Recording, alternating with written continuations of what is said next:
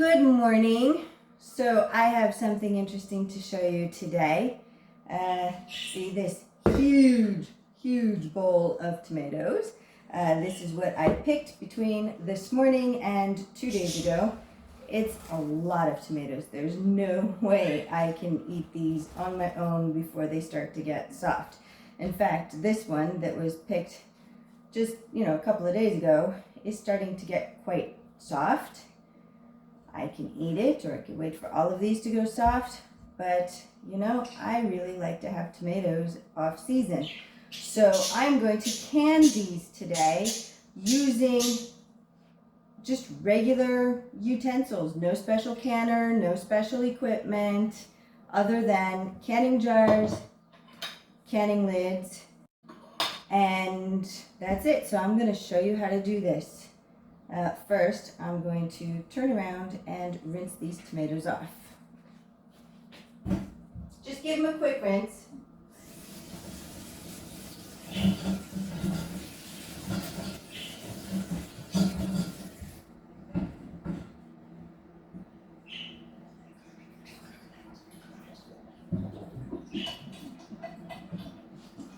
There you go. They're fresh from the garden, so there are no bugs or anything on them, which is really good, so I know that. So the first thing that I'm going to do is I'm going to take these like super ripe ones, and I need to wash them too.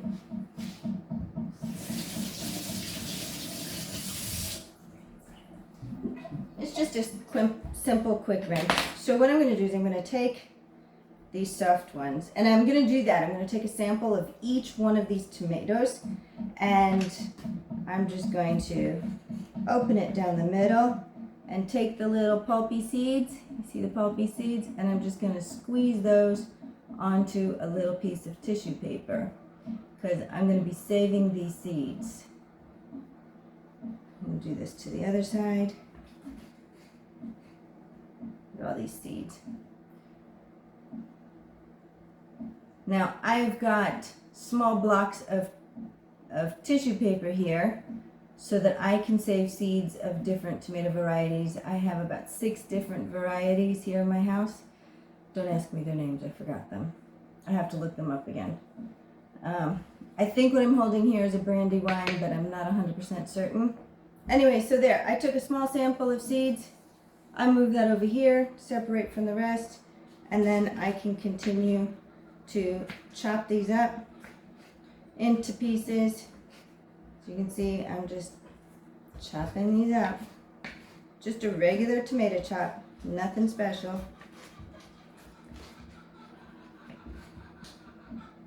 Just a regular chop.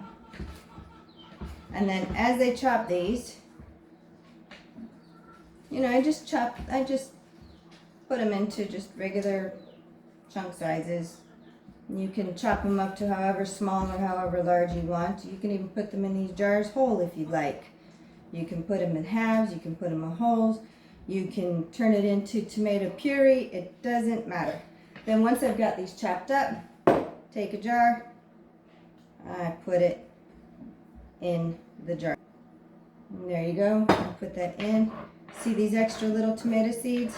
I have a choice. I can either put these in the jar or I can add them to these. I'm going to add them to these. And what I do with these seeds, I just let them dry as is on the tissue paper. They've got all their pulp there, and they're going to dry with the pulp. And then once it's all dry, I wrap up the toilet paper. You see that? They've got all the pulp on them still. So then I just simply take the dried toilet paper, roll it up like that, and then when it's time for planting, I can plant out the seeds. And it doesn't matter if it's got the little pieces of toilet paper on it. Doesn't matter. I find that this is best because I try drying seeds and it either sticks to the plate, it sticks to the counter, it sticks everywhere, and then you end up ruining the seeds because it's dry. And I just find it so much easier. I just make sure that each tomato seed is lying flat, and that's it, I'm done. So this is a different variety. I'm not quite sure what it is. I think it's the Donna brand. I'm not sure at all. I just cut off the little bad pieces. You can see that's just kind of like that. And cut out the bad pieces. No sense of wasting an entire tomato because it's got one stain on it. Besides that, there are all these seeds over there. So, usually those seeds are quite ripe, ready for planting. So I just separate these out.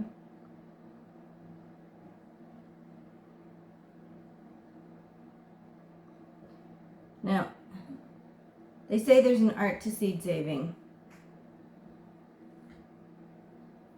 I say it's just a natural thing. You can learn how to do it, but it's not difficult, so I suggest learning if you're interested in saving your own seeds. It's just something that my mom started doing just instinctively. Oh, let's just take out the seeds and dry them. She didn't require a course on seed saving. So that's just what I've done. I just remember the cucumber seeds on the little pieces of toilet paper as a child, or on a paper plate or something. And I remember the pepper seeds. Like, you know, there are just so many things left over from my childhood. I can't even tell you where I got most of the information. I'm sure it must be from my mom when I was a kid.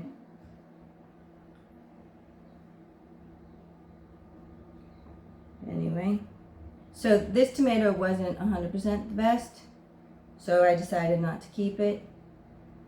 And that's okay because these seeds are still good.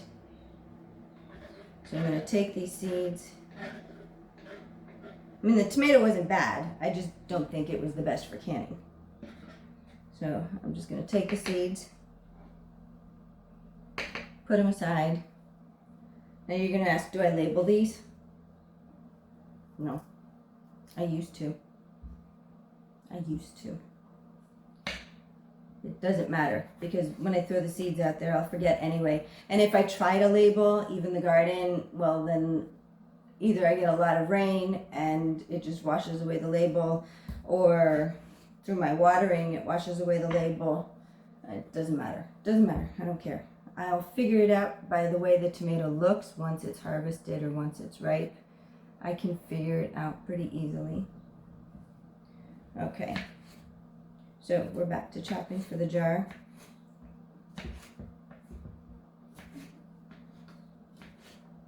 So a lot of people think that this is a lot of work. Oh my gosh, canning is so much work, so much work. This is it. It's no more difficult than preparing a salad.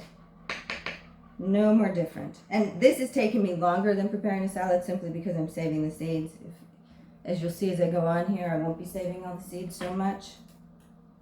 Now, some of the colors here on the tomatoes, you'll see, oh, they're yellow. It's not fully ripe. Yes, it is. Because tomatoes don't have to be full red in order to be ripe. Some tomatoes are actually not supposed to be red. They're supposed to be orange. By the time they get red, it means they're a little too soft. So, I'm just going to chop this up.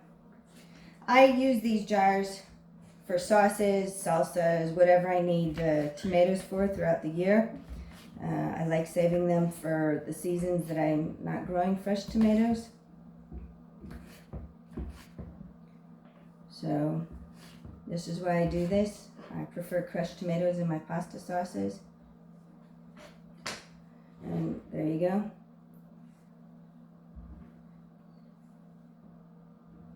You see?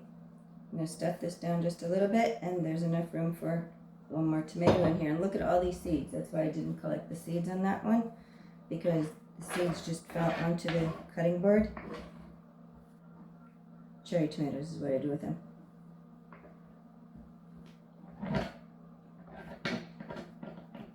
Oh, that is sharp. It's so good.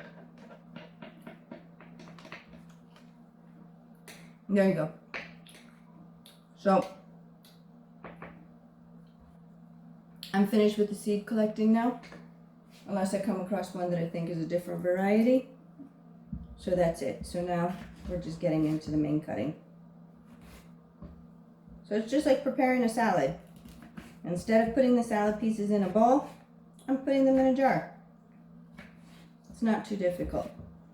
This morning I started out with 4 jars, 4-pint jars. We'll see how far we can get with them. I may need to use more jars. There we go. This one is full. So now I go into the next one.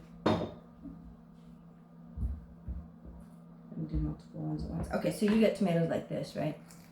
You just tear off the tops. You see where it's got like that line on it? You can still can those. There's nothing wrong with this tomato. Nothing wrong with it at all. The only thing you do, see, that's fine. See, it doesn't have a line. Wherever the line is, you just cut away that part. That's all you do. And that's it. And that's a good tomato. A lot of times we waste tomatoes. We waste a lot of vegetable and a lot of fruit because we think, oh, we have to throw the whole thing away because it's not good. Well, that's not true that it's not good. It's just that one little section that's not good. Trust me, if you were starving, you would think that that was a good tomato.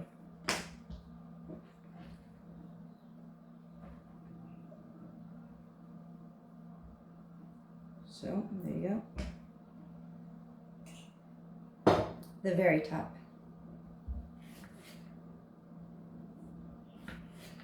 So, I'm just cutting these however I want to cut them. There's no special way to cut a tomato. You just cut it however you feel like cutting it.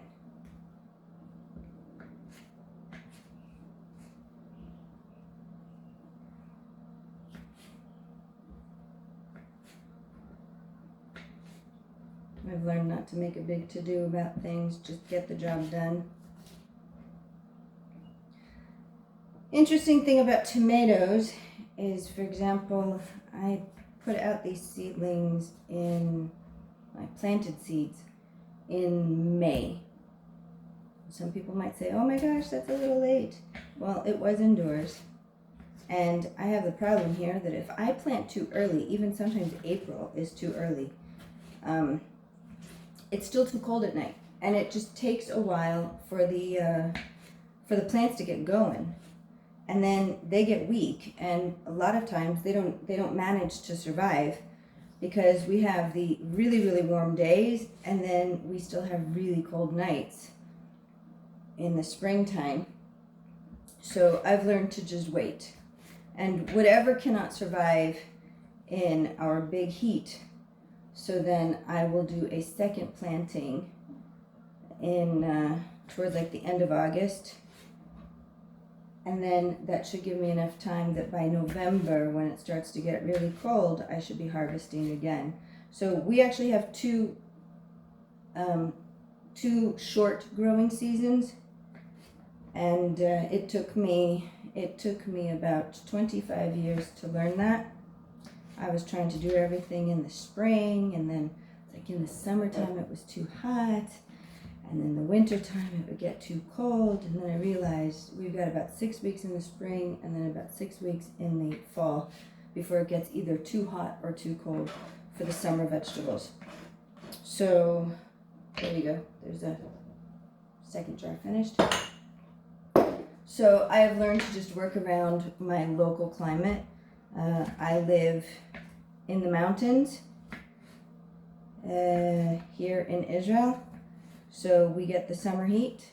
Thankfully, I don't get much summer humidity, and our winters are really cold. So even though I'm in a warm zone, and even though we don't get rain for about 9 months out of the year,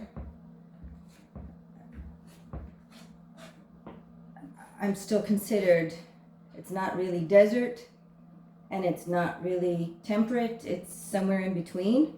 I'm at a zone in between, and I actually like to think of myself as being in both zones simultaneously.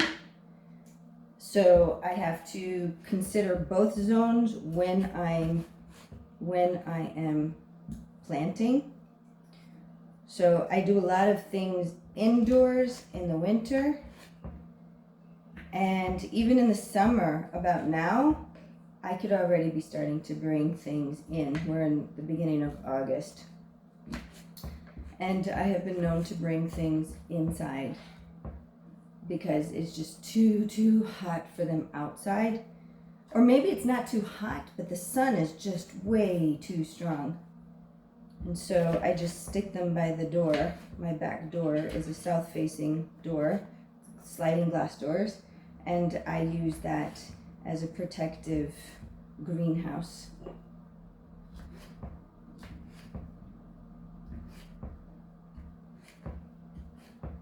If you ask my kids, they'll tell you, yeah, mommy gets jealous of all those people who can just have a proper growing season from April straight through to October.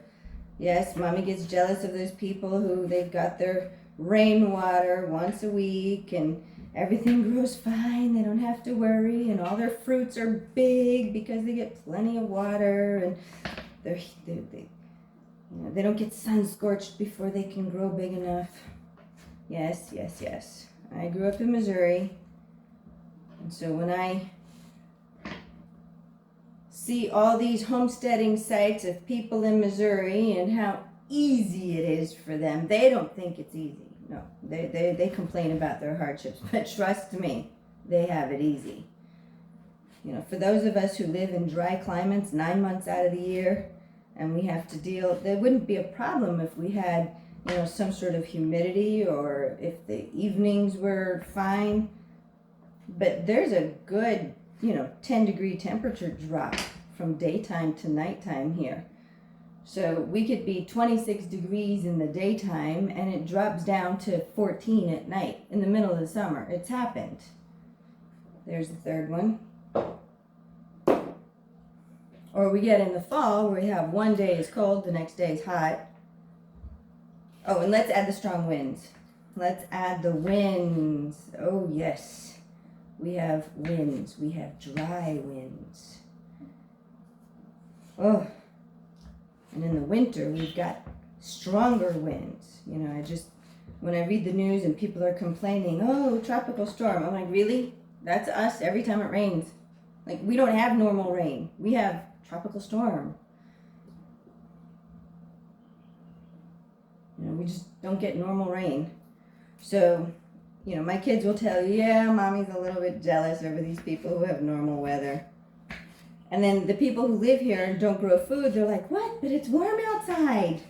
What are you talking about? It's warm. It's great growing season. I was like, yeah, you've obviously never tried to grow anything in this wind and sun.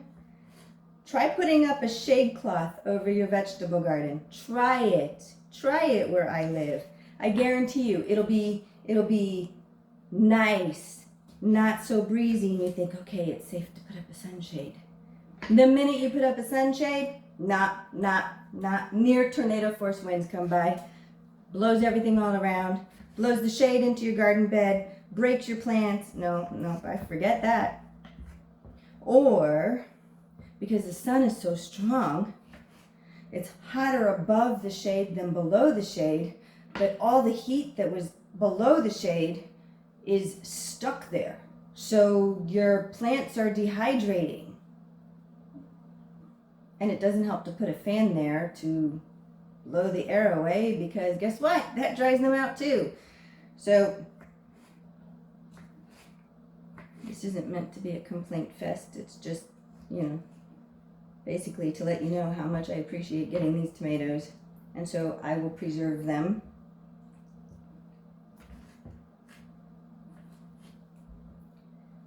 So that I can have them in the wintertime.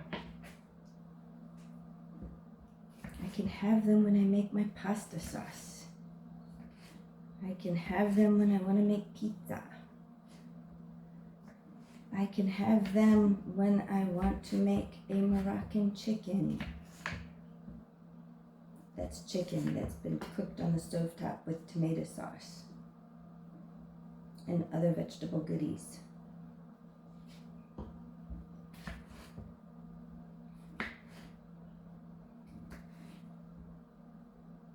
Anyway, we're on the last jar. Now, as you can see, that didn't take very long, and I'm just rumbling at the mouth. So if I wasn't rumbling at the mouth and I was working very quickly, this would have been done already. So we're just going to fill up this last jar, and then I will show you what to do next, because it's really simple. Everybody thinks that it's hard. Anybody who doesn't do canning thinks it's hard, but it's not hard at all. There you go. I did that. Now, I've got all kinds of seeds here on the board. You can almost see the seeds here. See that? I'm going to collect all those together. And I'm just going to put them aside. I'm going to put these aside on tissue. I'll do it later so that I can show you what I'm doing here. And then I'll just collect those and I'll plant all those out together. I don't care if they're mixed up.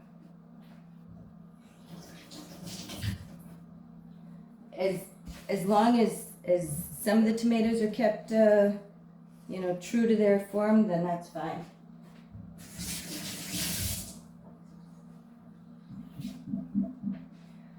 So the next thing I'm going to do is, these lids are clean.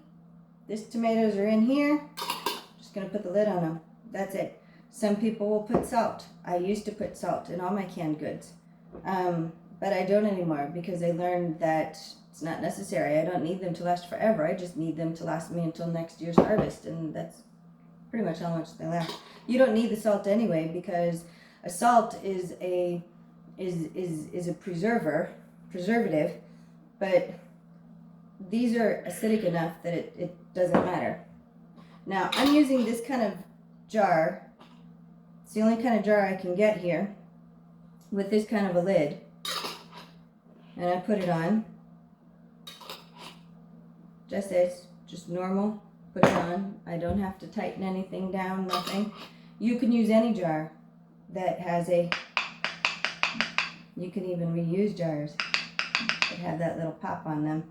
You can get care jars, you can get any sort of mason jar, ball jars, anything, doesn't matter. You can get the type of caps that have the flat piece that goes in the middle, and then you've got the screw ring on top of it. You can use anything as long as the cap will seal and it's got this, then you can use it. So then I've got here a regular pot. I just simply take the jars and I put them in the pot. Any pot that you can fill with water to cover the top of the lids of these canning jars can be used. Doesn't have to be a tall pot. It only has to be enough to cover, only tall enough to cover the top of the lids. So I'm just going to put water to cover the tops of the jars.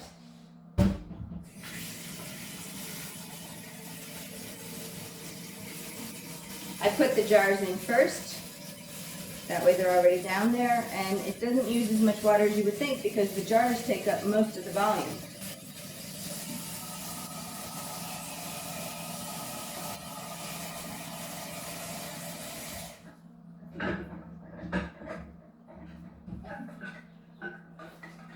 There you go. That's it. Let me just pull you around so I can show you what it looks like. That's what it looks like. And that's it. Put the lid on it. I'm going to go put it on a stovetop. I'm going to put it on high. Let it come to a boil. Once it starts boiling, I'm going to let the whole jars and everything boil for about 15 minutes. And then I'm going to take it off the flame and then put the jars here on the counter to rest for 12 to 24 hours until they have cooled off. It's easy.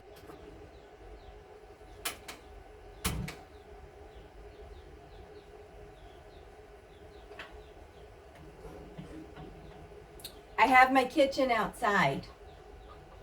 Keeps the house a lot cooler. So as long as I've got the stove and the oven outside, if I need to turn on the gas burner, why heat up my house? Yes, my kitchen's on the north side, but so what? This is just right outside the kitchen door. So there you have it. That is how easy it is to can. Now, I have got all of these tomatoes left. So I will be putting these in jars. And that batch is done off the stove. I can put more jars on.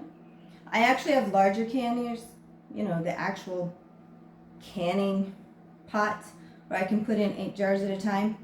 Uh, I knew I had 8 jars worth, but I thought it was more important that I would show you how easy it is to can, and to show you that you can actually do this with any of your utensils that you have at home. You don't need to buy special equipment to can other than the canning jars.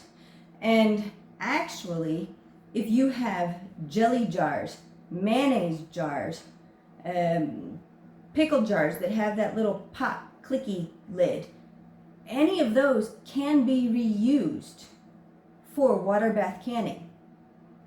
Meat products, different story. I wouldn't reuse those, but for regular water bath canning, there's no reason why you can't reuse those jars. As long as the lid will seal and vacuum seal and you can't pop it anymore, then that means that it's sealed. You can reuse those. So let's say that you buy jarred tomato sauce, or you buy jarred pickles, you buy jarred mayonnaise, jarred jams. You can reuse those jars, and you can then can your own tomatoes and other fruits. Now, I would not can low acid things such as beans, carrots, meats, dairy, anything like that in a water bath canner. Those you need a pressure canner. Well, actually, that's not 100% true. You can use a water bath canner if you calculate the boiling time, etc. But that gets complicated, and that's for experienced canners only. So I'm not going to mislead you to say that you have to have a pressure canner. No, if you do the research and you do the proper calculations for the amount of boiling time, then you don't need a pressure canner. But for the most part, most of us need a pressure canner. And it's a good idea to use one because it really does kill off the pathogens a lot sooner. I mean, you really don't want to leave your low acid things boiling on the stovetop for 12 hours. You'll have to constantly add water, start the clock over again. It's complicated. I know the Amish do it, and other very, very experienced canners do it. I could theoretically do it, but I don't. I have a pressure canner. It's a lot easier. Now, I said 15 minutes on these. That 15 minutes is only because they're the the pint jars. You know, they're only 330. If you use a quart jar, or if you use larger jars, the time changes. So it's always a good idea to get a chart, a canning chart, which also lets you know according to your elevation, how much time, how much pressure, etc., etc. But as far as tomatoes go, this is it. What I showed you, this is it. It's all you need. So now I'm just going to get these done so that I can get them into the canner when the other ones are ready to come out.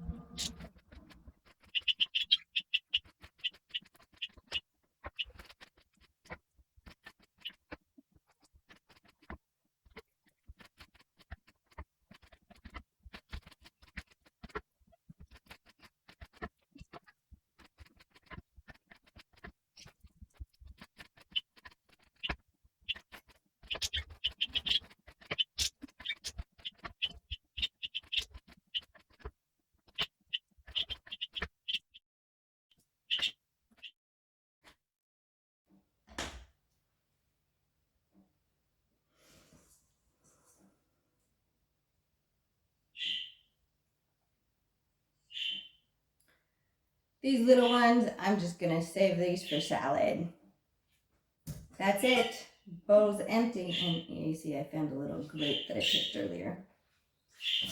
That's it, bowl's empty. That was quick. That was easy. They're all cut. Now I'm going to be putting them into their jars and getting them ready for the large canner. I'm going to start out with 7 jars. That might be too many, but we'll see. Now, some people add water, but I noticed that the juice separates out from the pulp anyway. And I would prefer not to add water to my tomatoes. I want to just keep them tomatoes. But as I said, you can can these whole, and if you can them whole, then it is advisable to add water.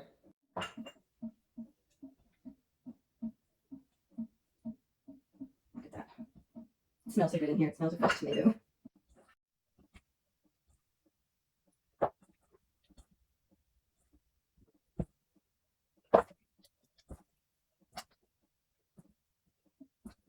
Center.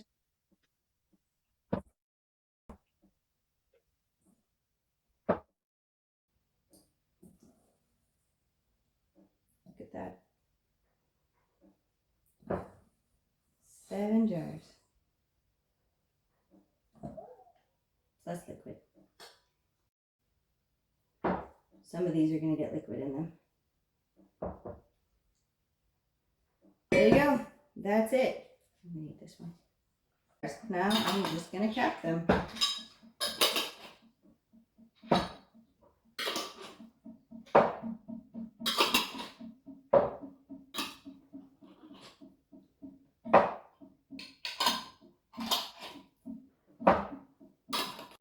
So you might have said earlier, what?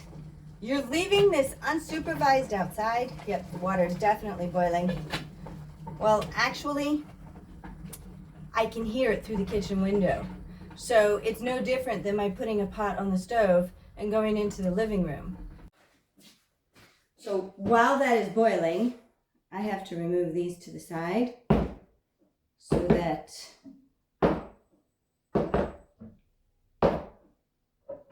I can put the pot here on this wood cutting board and then put the jars on the wood cutting board because it won't hurt anything if they're on there. Ha! I bet you were thinking I was going to go get a special pot. Well, actually, all it is a very large pot. That's it. That's all it is. Nothing special. Just a large pot. So now I just stick these in.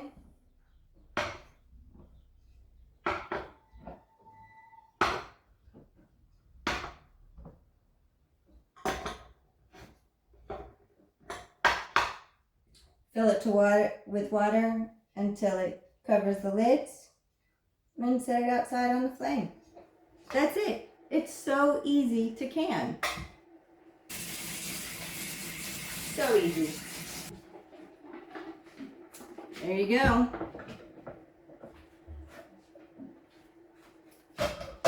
Pop the lid on it, and out it goes. All right, here we go.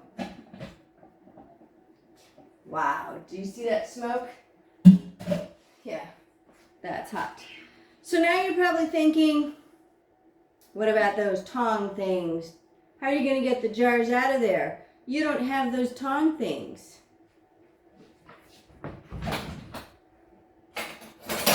For many years, nor did I. This will get the jars out. What? Yes, very easy. Reach in, scoop up the jar from the bottom. Have a nice hot pan handy. See that? See that? I'm very careful not to grab the lid. I'm just resting the jar in the palm of my hand. It looks like this. in the water. I go like that. In the water, I don't need to reach in, but it's like you just put this under it. It kind of floats once it's ready. And then that's it. It floats about, I don't know, minimum. Just enough to get this under. And so you see, and that's what I do. And I use the side of the pot to help me until it's over the water surface. And then I just go like this. No special tongues necessary.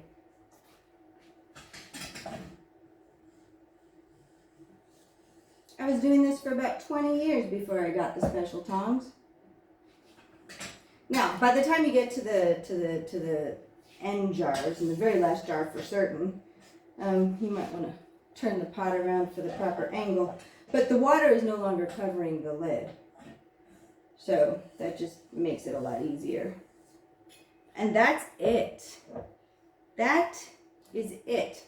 There is nothing special about canning other than the fact that it is a somewhat miracle way to preserve food. Absolutely beautiful. Now, they're on the counter here. We don't touch them. No. In a little bit, we're going to start hearing pop, pop, pop, pop. And what happens when they pop is that the air, all the hot air leaves the jar, and then there's no air left inside, and then it creates a vacuum, and that vacuum is what sucks the center of the lid in. It goes pop, and that's how you know that there's no more air in there. So that's really good. Now you're gonna have probably these like white chalk, depending on your water. If you have white chalk buildup, not a big deal. There's nothing wrong with it. It's just calcium buildup in your water. And if you want to avoid that, you can, add some vinegar to the water as you're canning it, or you can just wipe it down with a vinegar cloth when you're finished, or just do what I do and not worry about it. And just don't worry about it. It doesn't hurt anything. Don't worry about it. And that's it. So I'm just going to leave this until they start popping, which is one of my favorite sounds, by the way. Now, while I'm waiting for the other pot to boil, I'm going to get these. I'm going to take them out to the chickens. They're going to love them. You may notice that I left some tomatoes aside. Of course I did. I'm going to eat them. I'm going to keep some of them fresh for myself. Salads for the weekend, of course.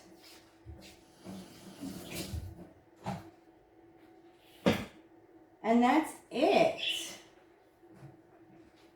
Now it's time for cleanup. Now, cleanup isn't so hard. I'm going to give these to the chickens too. Cleanup isn't so hard. I have one to eat. I have all these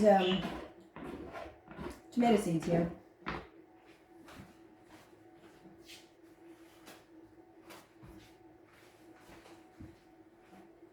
Remember the tissues? I just keep a roll of toilet paper in the kitchen. You never know when it comes in handy.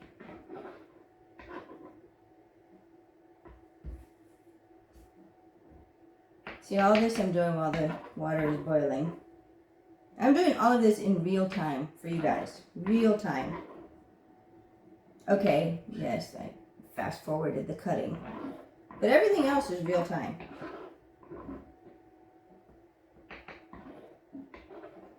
And there's no reason why everybody wouldn't be able to do this. And do this with regular grocery produce as well. Doesn't have to be what you've grown in your own garden.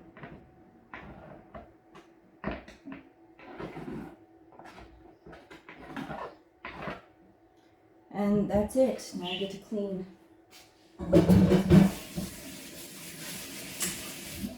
And no, I'm not going to show you myself cleaning my dishes.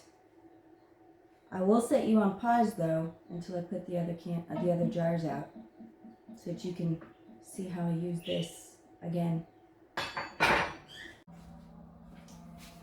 And after 23 minutes, the water started to finally boil.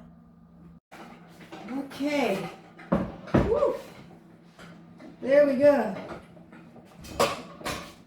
Hot. Boiling. Still bubbling, boiling. All right. So I'm going to carefully slide these. Carefully. Okay. Now again, this is just a regular, long-handled, large serving spoon. Nothing special.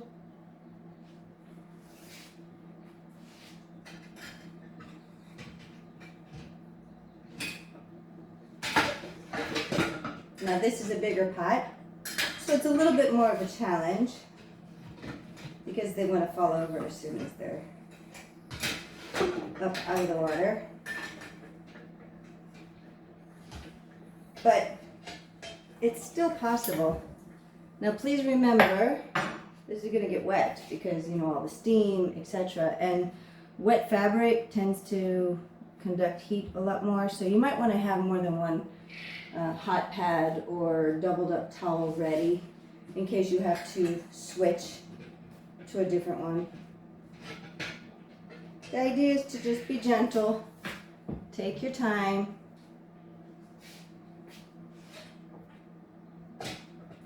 Move each jar over to the edge of the pot.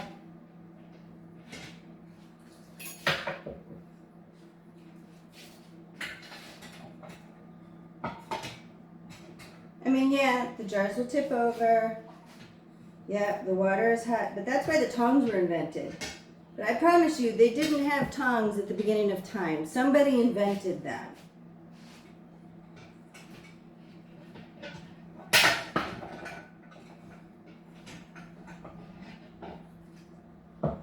For many, many years, I didn't have any. I couldn't get them here. You know, Amazon will ship them, but we didn't always have Amazon. And now the last jar is out of the water.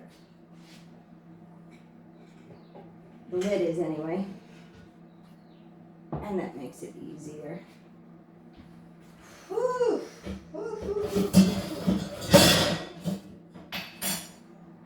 There we go. Whoa, whoa, whoa, whoa, whoa. It's all done. There you go. What I do want to do is dry off this cutting board because it's very wet now. Normally I put these on a towel so that the towel absorbs the water, but I forgot to do that because I'm filming and I was just wanting to get this filmed so that you guys can go do other bigger, better things. Perhaps go can some tomatoes yourself. Anyway, that's it. In another little bit, we'll be hearing pop, pop, pop, pop, pop. I see that already one is popped from the earlier batch. Yay! I love that sound. Anyway, so once these are popped, in other words, they all go like that, then I'll know they're sealed, and I'll still let them sit for at least 12 hours. And then I'll put labels on them, simple labels. I'll just take a piece of paper and write chopped tomatoes, the month, the year, tape it on. I'm done. I don't need to buy special labels. If you've got masking tape, if